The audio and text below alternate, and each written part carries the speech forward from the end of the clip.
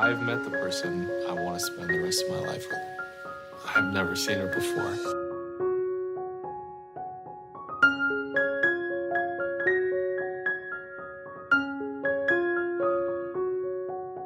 Right, welcome everybody to another episode of the Love Island cast. I am one of your hosts, Chris Phelps, and my co-host and very good friend is Mr. Dave Horrocks. Hey there, Chris. It's great to be back because it's hotting up again. So episode on episode, the drama just seems to be coming thick and fast. So where do you want to start today? Well, Dave, I owe you an apology because I want to start with Carlton and Diamond, and he is a see you next Tuesday. That guy is an absolute cock. So, Dave, I'll let you bring it in about him, but my God, was I proven wrong. Well, I think I'd said yesterday, hadn't I, that I don't really have any sympathy for him. You know, he's created a situation. He knows what the outcome's going to be, and he was just being a massive knob. And he pretty much carried on that trajectory, I think, in this episode. So I don't know where do we start with it. I mean, they were clearly sleeping in separate rooms. So all the couples are they're in Cancun, Mexico now, aren't they? They at the start of the episode, quite a lot of them got in on a bit of action, and but they didn't know that they were all at the same resort. So it looked like, they'd come together and have kind of a nice chat, but it just escalated really, really quickly. And, some quite horrible things said, from both sides. But, at the end of it, Carlton's like, yeah, she's proven herself to be ignorant and, I don't want anything to do with her. I'm like, no, this was all about you. Right? And he's trying to deflect it onto her. And again, I don't really see what has she done there that's wrong. I mean, he was just a massive knob. And when he said to her, like, this is why I don't deal with bitches like you, I'm like, oh, just fuck off, right? Yeah. And I was glad he was clearly off the show from that point. And no tears shed from me. No, and honestly, I was sat there, and what you've got to watch is, Dave, there's some truly horrible people online, trolling people, homophobic, everything. And I totally get it, that anybody who is bi or homosexual, that they are literally walking a tightrope because people are fucking horrible. We've seen it firsthand online with people. You see with celebrities, and that people are just absolutely disgusting. However, you can't start throwing shit around, basically saying that she's homophobic and she's showing true colours when she's not actually done anything.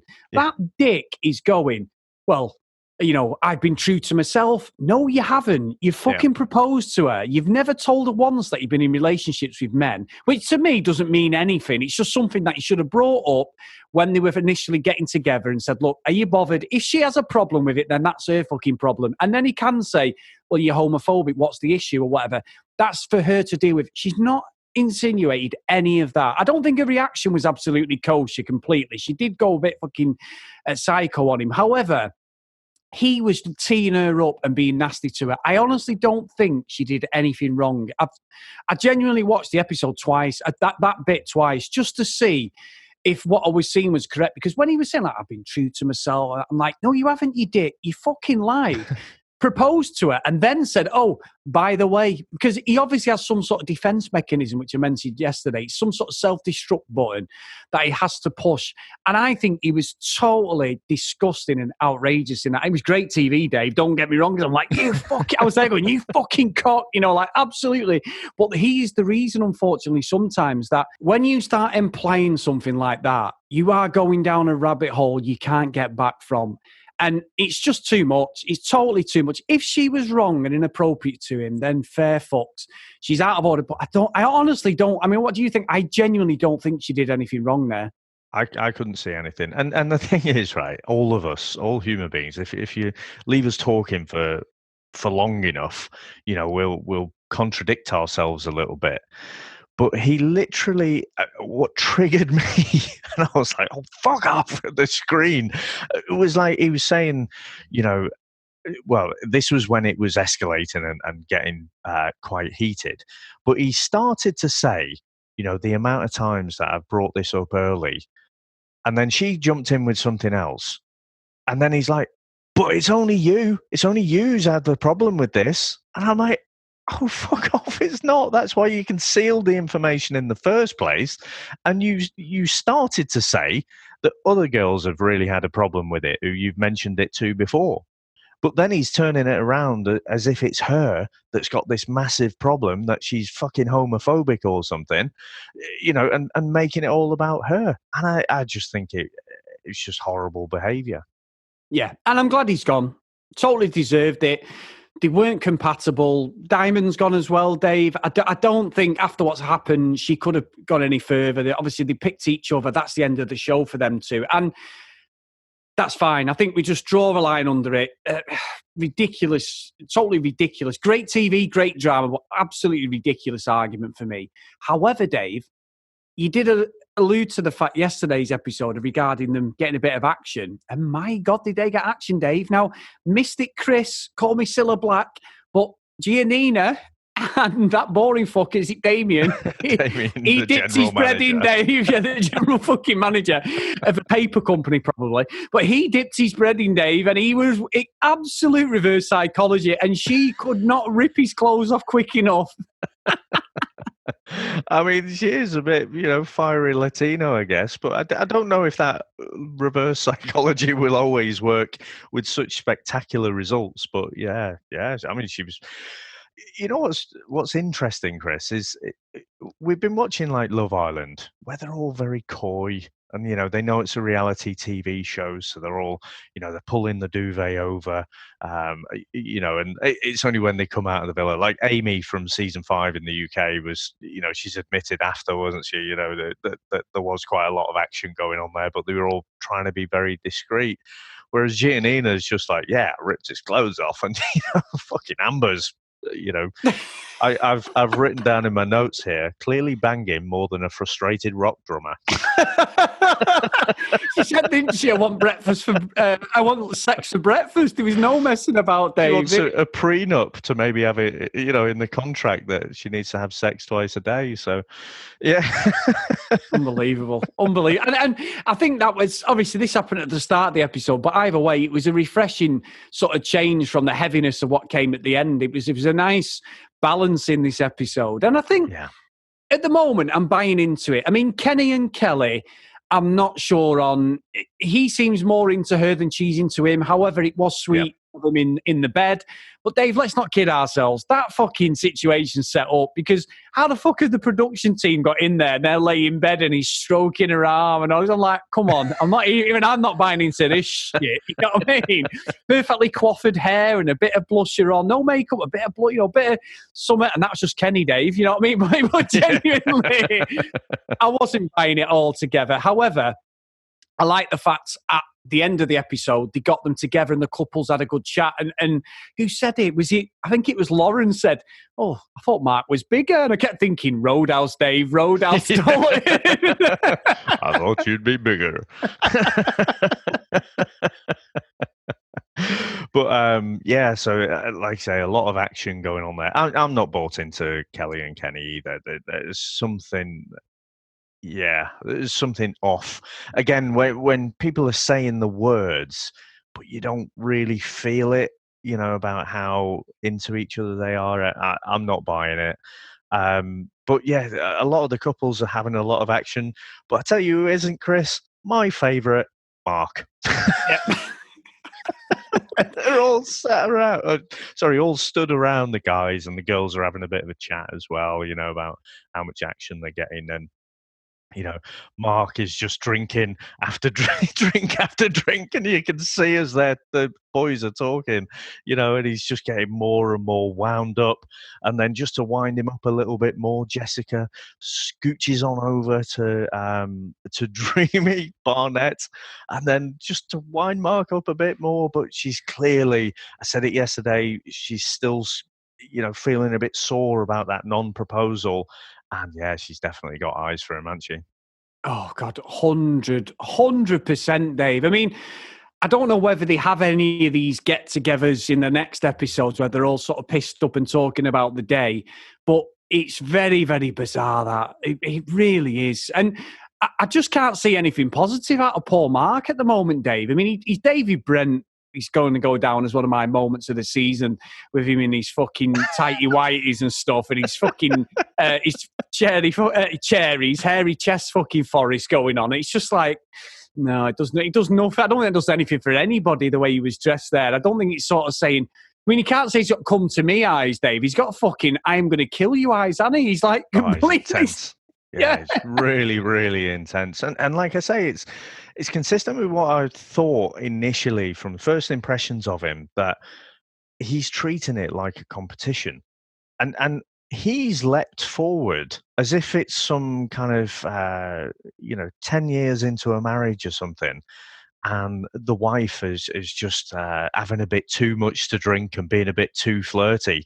It's like, oh, Mark, at some point, you're going to have to wake up and realize she's saying all the words. She's saying about how, this is a special connection and whatever, but it is just fucking horseshit, Chris, because you can see everything from her body language. She's just not into him at all. He needs to cut his losses and go, but I don't think he will. I think he's got that myopic vision that, he just needs to, he's made his proposal. She is his, he believes, and, he needs to do whatever he can to protect that.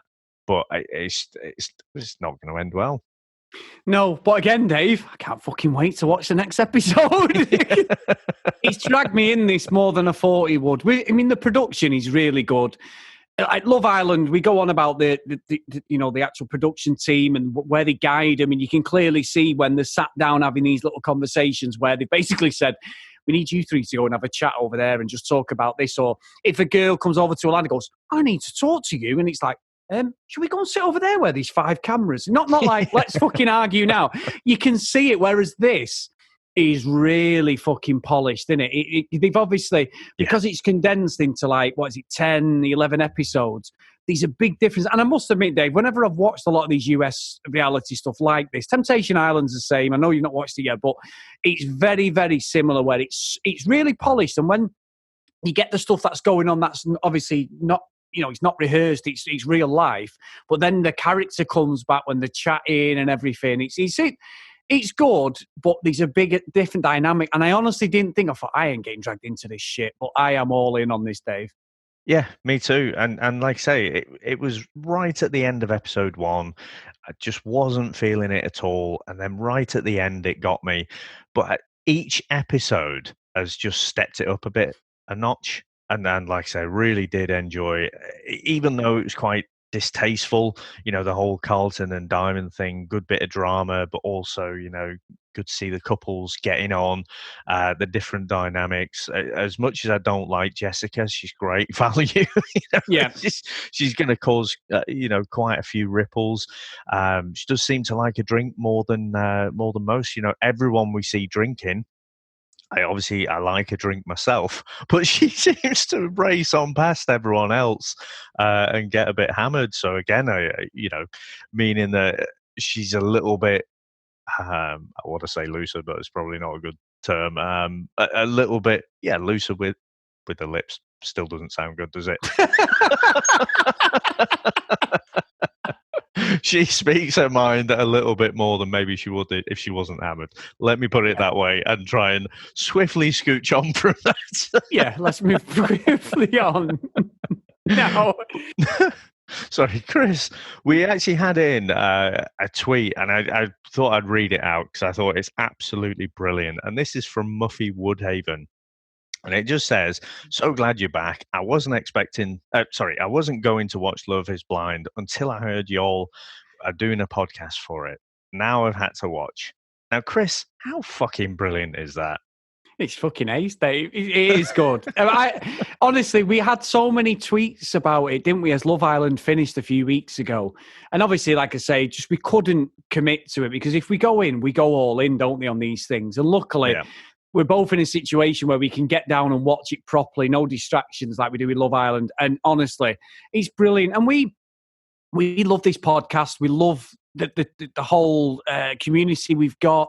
And we have got some ideas after this is finished, haven't we, just to keep it ticking along, a couple of other shows possibly up our sleeve until, I think, May is when the Love Island US one starts. So that's probably when we're going to have a look. But then obviously we go straight into the UK one day. We could literally be Love Island in it for about the next 3 months, which I'll be honest with you, we might all be isolated anyway. So we might not be a big issue, but we'll see how that one goes. But no, brilliant. And thank you so much for them tweets. And again, like Muffy, what a great name, Muffy. Get in your tweets to us, guys, at Love Island Cast, and email in the loveislandcast@gmail.com. And as we say every single episode, drop us a review on the show if you've got time. If it's on iTunes, no problem, pick it up. If it's on any other podcast catching app, just give us a nudge in the right direction. We'll read your reviews out on that. So thank you so much, Dave, again. Another brilliant episode. Well, I have to say, Chris, I did take the piss out of your music choice for our theme tune for this Love Is Blind, but I've been humming it all morning. I just can't get rid of it out of my head. I think maybe, given where Carlton's gone, and that's the voice that we hear first off, isn't it? Maybe we should swap that. But again, even that, it's sort of grown on me. So yeah, I guess we'll play out to the Love Island Cast FM. See you all tomorrow. What was that? Trying to be sexy, but it just sounded very strange. It sounded stalkerish. Someone with a fucking Mac hanging around playgrounds or something. Hey, now, Dave. Operation U-Tree here. Come on. Anyway, we'll see you all next time.